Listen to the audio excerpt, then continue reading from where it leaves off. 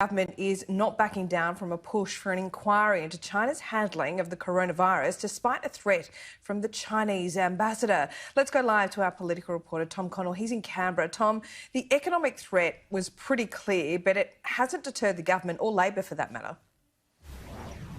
Yeah, it's a very united push, one for a global independent inquiry into COVID-19. Now, clearly that would focus on the role of the World Health Organization and also the role of China, what the Chinese Communist Party knew and when and what was done to try to suppress the virus, or perhaps in cases what was not done. Now, the US is right behind this push very publicly. Some of the countries in Europe and the EU as well have said it's not the time to apportion blame.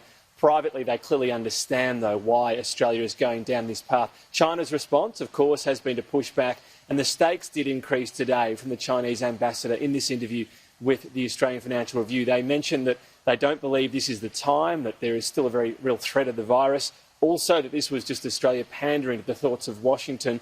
Curiously, that they weren't even conceding this did come likely out of a Wuhan wet market, the coronavirus, and saying that even though the epidemic broke out, quote, in China, it could have come from the US. Clearly a bit of an indication there that they're referring to an earlier claim by a Chinese official that this was some sort of plot by the US. This has been refuted, of course, by health officials, Laura, right around the world. But the stakes really increased, as we often see with Australia, with an economic threat out of China. The quote coming from the ambassador was, "I think in the long term, if the mood is going from bad to worse, people would think, why should we go to such a country that is not friendly to China? The tourists may have second thoughts.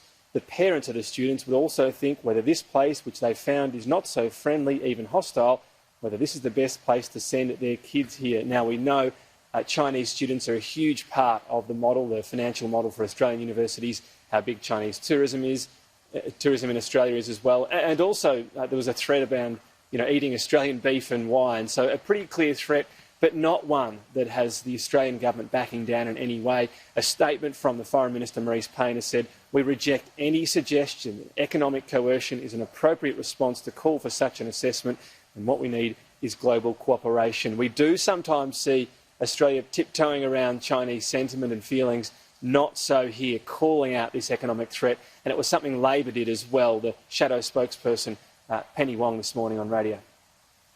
I'd make the point that the Chinese ambassador spoke about not wanting to resort to recrimination, division and suspicion, and what I'd say is that's precisely why we are supporting a call for an independent inquiry. Australia has to assert its national interest. We have to press what is right, what we believe is right for us and for the international community, and making sure that humanity understands how this virus started is the right thing to do.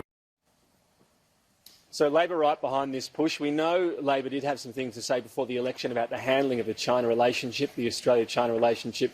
Clearly on board here with saying this inquiry makes sense. We need to know what happened and, of course, what that could mean for future threats. Australia and China, the relationship is going to be a fascinating one to watch. The timing of this, the Australian government isn't saying this needs to happen right now. This has been part of the pushback from other nations and China, but they won't go away in their determination for some sort of independent inquiry eventually to find out what happened.